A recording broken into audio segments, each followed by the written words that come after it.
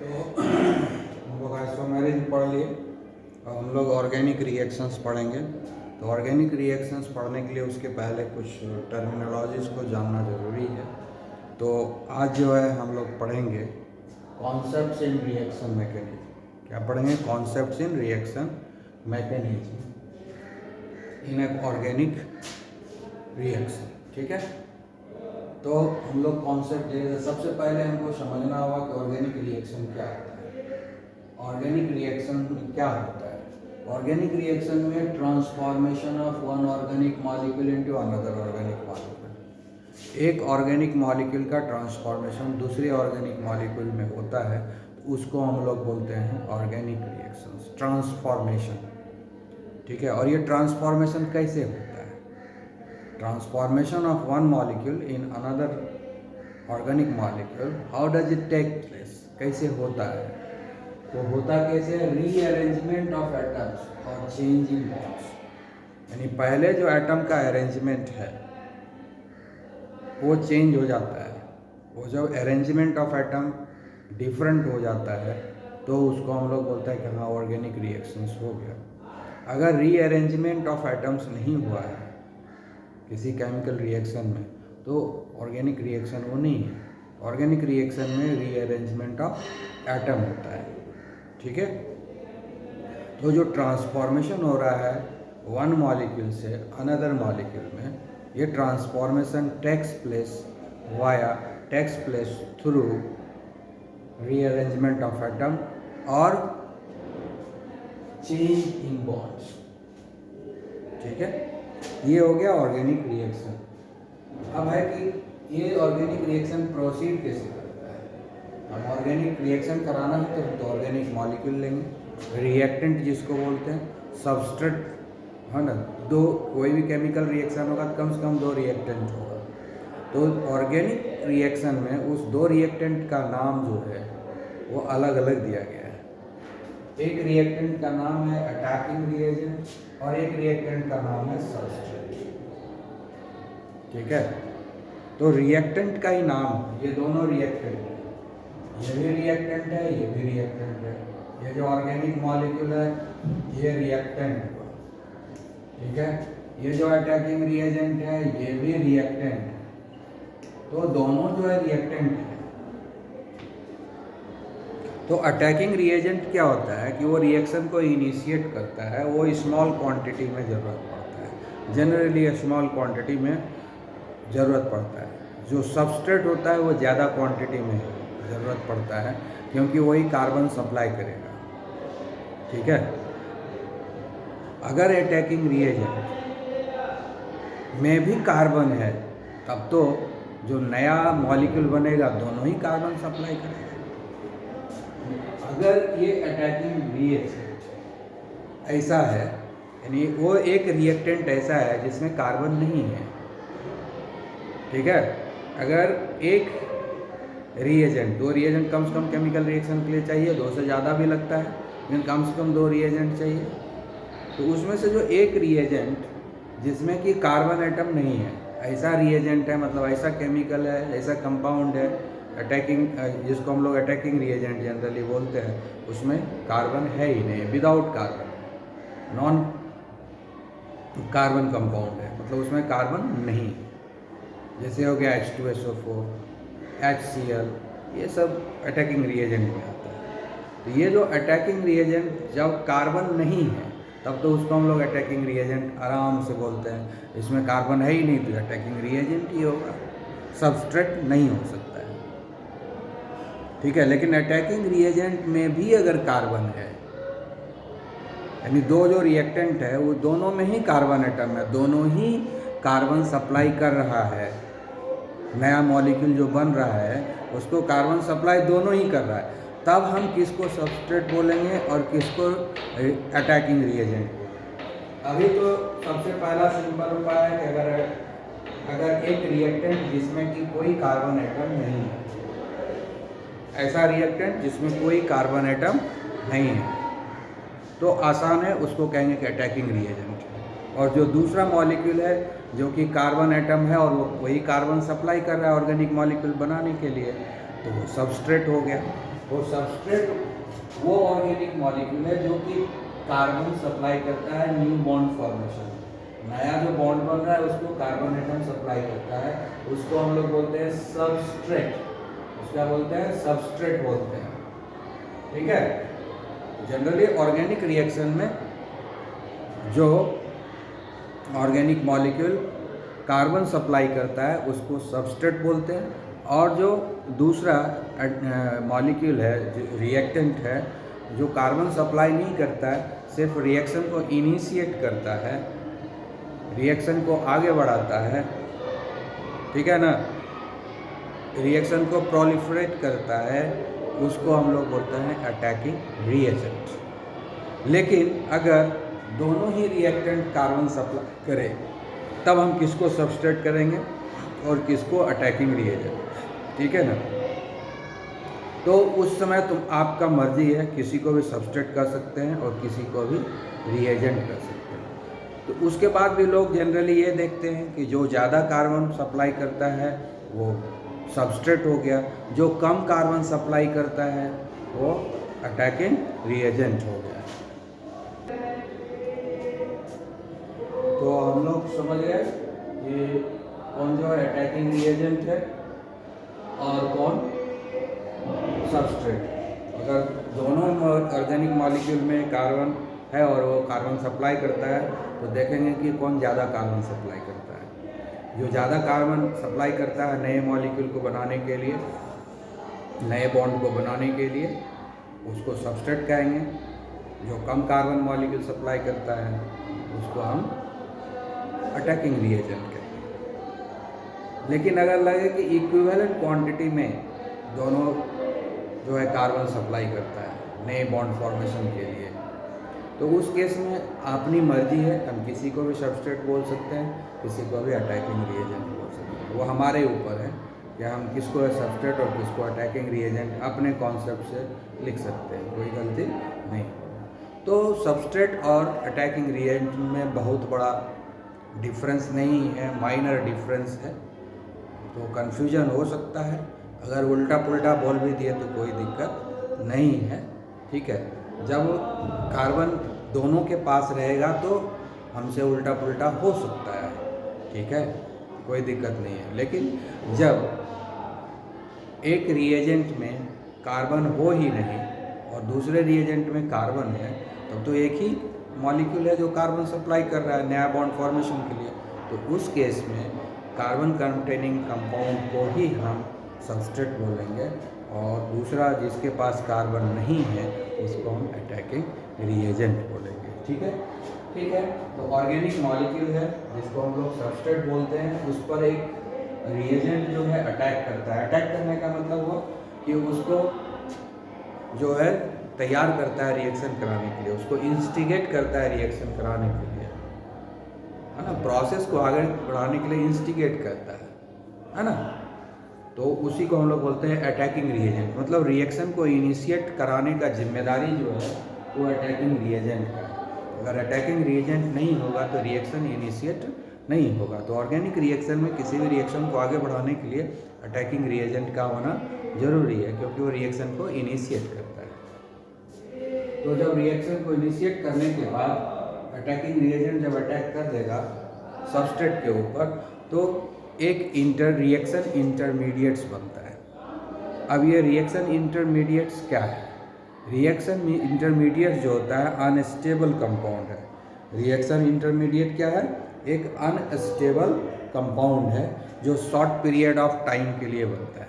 Reaction intermediates क्या है कि ये अनस्टेबल मॉलिक्यूल बनता है, ठीक है, अनस्टेबल मॉलिक्यूल बनता है, अनस्टेबल स्पीसीज बनता है रिएक्शन के दौरान, जो रिएक्शन खत्म होते ही समाप्त हो जाता है, क्योंकि वही प्रोडक्ट में कन्वर्ट होता है। तो इसीलिए हम लोग रिएक्शन इंटरमीडिएट्स को कभी आइसोलेट नहीं कर पाएंगे, रिएक्शन इंटरमीडिएट्स को हम कभी अलग नहीं कर पाएंगे, क्योंकि केमिकल रिएक्शन जब होता है, ऑर्गेनिक केमिकल रिएक्शन, तो उसी बीच में बहुत सारा अनस्टेबल मॉलिक्यूल का फॉर्मेशन होता है, अनस्टेबल मॉलिक्यूल का फॉर्मेशन होता है, अनस्टेबल स्पीसीज का फॉर्मेशन होता है, जो अल्टीमेटली प्रोडक्ट में और बाई प्रोडक्ट में कन्वर्ट होता है। उसी को बोलते हैं रिएक्शन इंटरमीडिएट्स। तो इसको very short duration of time के लिए ये एग्जिस्ट करता है और प्रोडक्ट में फिर कन्वर्ट हो जाता है। ठीक है, तो ये हो गया हमारा शॉर्ट लाइफ। ठीक है, तो रिएक्शन कंप्लीट होने से पहले ही ये वैनिश हो जाता है। तो ये जो रिएक्शन इंटरमीडिएट है क्या है, अनस्टेबल मॉलिक्यूल या स्पीसीज, अनस्टेबल स्पीसीज बनता है। ठीक है, विच वैनिसेस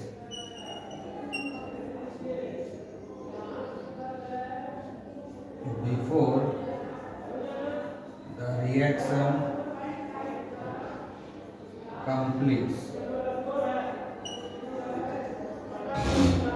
रिएक्शन कंप्लीट होने के पहले ये समाप्त हो जाता है, क्योंकि यही रिएक्शन इंटरमीडिएट्स तो ये क्या है, ये शॉर्ट लाइव्ड होगा। ये जो रिएक्शन इंटरमीडिएट क्या होता है, वेरी शॉर्ट लाइव्ड।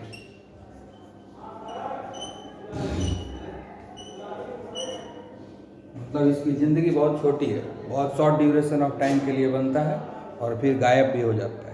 यही रिएक्शन इंटरमीडिएट जो है प्रोडक्ट में कन्वर्ट होता है और बाई प्रोडक्ट। ये जो रिएक्शन इंटरमीडिएट्स है वो प्रोडक्ट में कन्वर्ट होगा और बाई प्रोडक्ट किसको बोलते हैं, प्रोडक्ट उसको बोलते हैं जिसके लिए हम रिएक्शन करवा रहे हैं। और तो प्रोडक्ट बनने के साथ साथ और भी दूसरे प्रोडक्ट बनता है जो कि हमको ज़रूरत नहीं है, हमारी चाहत नहीं है, लेकिन वो बनता ही है साथ में, तो उसको हम लोग बोलते हैं बाई प्रोडक्ट। ठीक है, कोई भी ऑर्गेनिक कंपाउंड हमको बनाना है, बना लेते हैं, तो उसके बनने के साथ साथ अगर और भी कोई कंपाउंड साथ में थोड़ा बहुत बन के तैयार हो जाता है तो वो हमारे लिए बाई प्रोडक्ट हुआ, उसको हम लोग प्रोडक्ट नहीं बोलते हैं। प्रोडक्ट किसको बोलते हैं, जिसके लिए हम ये रिएक्शन, मतलब कोई भी रिएक्शन जिसमें ज़्यादा क्वांटिटी में जो बनेगा वो प्रोडक्ट होगा और कम क्वांटिटी में जो थोड़ा थोड़ा बनेगा वो बाई प्रोडक्ट है। ठीक है, तो प्रोडक्ट उसको बोलते हैं जो सबसे ज़्यादा क्वांटिटी में बन रहा है उस रिएक्शन में, तो वो प्रोडक्ट हो गया। बाकी जो स्मॉल क्वांटिटी में बन रहा है साथ में ही, वो सब हमारे लिए बाई प्रोडक्ट हुआ। ठीक है, तो यहाँ तक तो कॉन्सेप्ट क्लियर हो जाना चाहिए। ओके, तो हम लोग जो है रिएक्शन मैकेनिज्म के बारे में जानेंगे। तो रिएक्शन मैकेनिज्म होता क्या है, हम जानते हैं कि ऑर्गेनिक रिएक्शन जो है सिंगल स्टेप में नहीं होता है। जो भी ऑर्गेनिक रिएक्शंस होता है वो मल्टीपल स्टेप में अकॉम्प्लिश होता है, मल्टीपल स्टेप में फिनिश होता है, मल्टीपल स्टेप में प्रोसीड करता है। सिंगल स्टेप में ऑर्गेनिक रिएक्शंस नहीं होता है, क्योंकि ऑर्गेनिक रिएक्शन फास्ट नहीं होता है, स्लो नहीं होता है। ऑर्गेनिक रिएक्शन मॉडरेट रेट से रिएक्शन करता है। ठीक है, और ये वन स्टेप में कोई भी रिएक्शन कंप्लीट नहीं होता है, मोर देन वन स्टेप लगता है। और एक सीक्वेंस में रिएक्शन होता है, एक स्टेप हुआ, वो स्टेप पूरा हुआ तो फिर दूसरा स्टेप बनेगा, फिर तीसरा स्टेप बनेगा, फिर चौथा। ऐसे number of steps different reaction में अलग अलग हो सकता है। कोई 2 स्टेप में कंप्लीट होता है, कोई 3 स्टेप में, कोई 4 स्टेप। मेन होता है फर्स्ट स्टेप में जो प्रोडक्ट बना, वो सेकेंड स्टेप में वो सबस्ट्रेट बन जाता है। तो इस तरीके से जो है रिएक्शन चलता है। कैसे रिएक्शन होता है, जैसे फर्स्ट स्टेप को, ठीक है, तो फर्स्ट स्टेप में जो ऑर्गेनिक मॉलिक्यूल है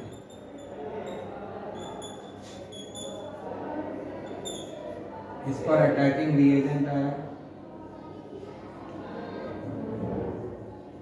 अटैकिंग रिएजेंट तो बन जाएगा रिएक्शन इंटरमीडिएट। रिएक्शन इंटरमीडिएट, ठीक है।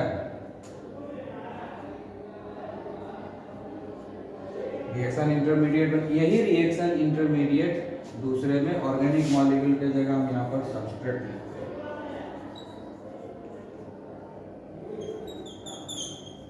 ठीक है। तो फर्स्ट स्टेप में सबस्ट्रेट के ऊपर अटैकिंग रिएजेंट आता है, अटैक करता है, वो रिएक्शन इंटरमीडिएट में कन्वर्ट हो जाता है। अब यही रिएक्शन इंटरमीडिएट जो है सेकंड स्टेप में सबस्ट्रेट हो जाता है, सबस्ट्रेट। ठीक है, कौन कौन होता है सबस्ट्रेट? Reaction intermediate. ठीक है, reaction intermediate in first step. फिर इस पर अटैकिंग रिएजेंट आता है, अटैकिंग रिएजेंट हम रिएजेंट से लिख रहे हैं, और फिर से रिएक्शन इंटरमीडिएट्स बनाया।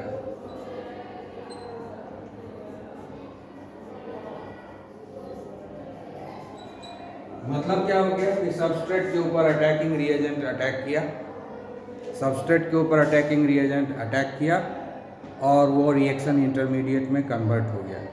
और रिएक्शन इंटरमीडिएट के साथ साथ कुछ यहाँ पर बाई प्रोडक्ट भी बनेगा। Reaction intermediate plus by product, मतलब कुछ ऐसा चीज़ बनेगा जो हमको ज़रूरत नहीं है।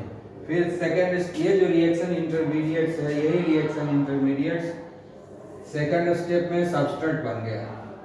फिर से उसको अटैकिंग रिएजेंट अटैक किया, रिएक्शन इंटरमीडिएट में फिर कन्वर्ट हो गया, फिर साथ में बाई प्रोडक्ट बनेगा।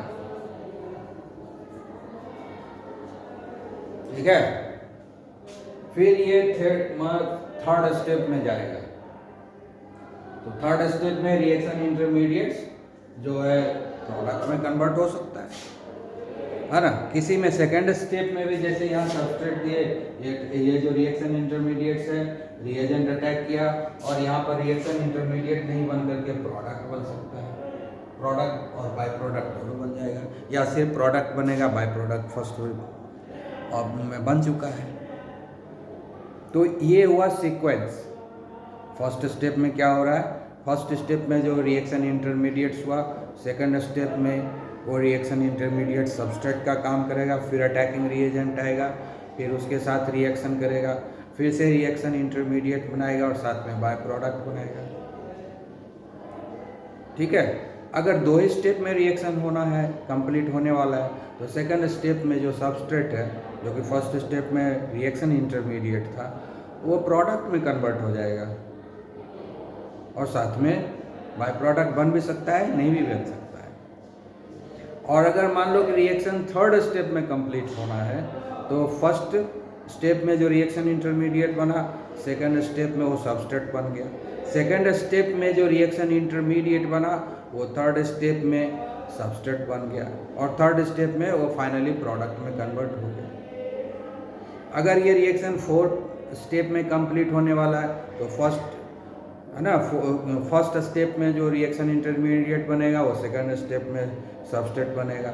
सेकंड स्टेप में जो रिएक्शन इंटरमीडिएट बनेगा, थर्ड स्टेप में वो सबस्ट्रेट बनेगा, और थर्ड स्टेप में जो रिएक्शन इंटरमीडिएट बनेगा, वो फोर्थ स्टेप में सबस्ट्रेट बनेगा। अब फोर्थ स्टेप में कंप्लीट होना है इसको, तो फोर्थ स्टेप में जो रिएक्शन इंटरमीडिएट्स है, जो सबस्ट्रेट बना है अभी, वो कन्वर्ट हो जाएगा प्रोडक्ट में, साथ में बाय प्रोडक्ट दे सकता है। ठीक है, लेकिन जहाँ पर रिएक्शन इंटरमीडिएट बनता है, तो जनरली रिएक्शन इंटरमीडिएट के साथ कुछ न कुछ बाई प्रोडक्ट बनता है, मतलब वो अनवांटेड मटेरियल बनता है जिसकी हमें चाहत नहीं होती है, जिसको हम बनाना नहीं चाहते, लेकिन साथ में हमको ज़बरदस्ती बना के दे देता है। ठीक है, तो उसको हम लोग बोलते हैं बाई प्रोडक्ट। क्लियर? तो ये हुआ कि कैसे रिएक्शन होता है, मल्टीपल स्टेप में होता है, इसलिए स्टेप बाय स्टेप सीक्वेंस में लिखते हैं। पहला क्या दिया है? Reaction mechanism is a sequential account of each step. Account मतलब क्या हुआ? प्रूफ। अकाउंट मतलब क्या हुआ? प्रूफ। हर स्टेप का प्रूफ देते हैं। सीक्वेंशियल मतलब सीक्वेंस में लिखना है, ऐसा नहीं कि जो उल्टा पुल्टा लिख देंगे, सेकंड स्टेप को पहले लिख देंगे, फर्स्ट स्टेप को बाद में लिख देंगे, फिफ्थ स्टेप को जहाँ थर्ड स्टेप लिखना है वहाँ लिख देंगे। नहीं, उल्टा पुल्टा नहीं रहता है। रिएक्शन जैसे होता है, फर्स्ट स्टेप में क्या हुआ, फिर सेकंड स्टेप में क्या हुआ, फिर थर्ड स्टेप में क्या हुआ, फिर फोर्थ स्टेप में क्या हुआ, फिर फिफ्थ स्टेप में क्या हुआ, उसको लिखना नहीं। फर्स्ट स्टेप कंप्लीट होगा तब ना सेकंड स्टेप शुरू होगा, सेकंड स्टेप कंप्लीट होगा तब थर्ड स्टेप शुरू होगा, थर्ड स्टेप कंप्लीट होगा तो फोर्थ स्टेप शुरू होगा, फोर्थ स्टेप कंप्लीट होगा तो फिफ्थ स्टेप शुरू होगा। तो एक सीक्वेंस में होगा, उल्टा नहीं होगा कि फर्स्ट के बाद डायरेक्ट 5 हो गया या थर्ड पहले हो गया फर्स्ट बाद में हो जाएगा, ऐसा नहीं होता है सीक्वेंस में। तो रिएक्शन मैकेनिज्म जो हम लोग लिखते हैं ना, वो पेपर के ऊपर लिखते हैं, है ना।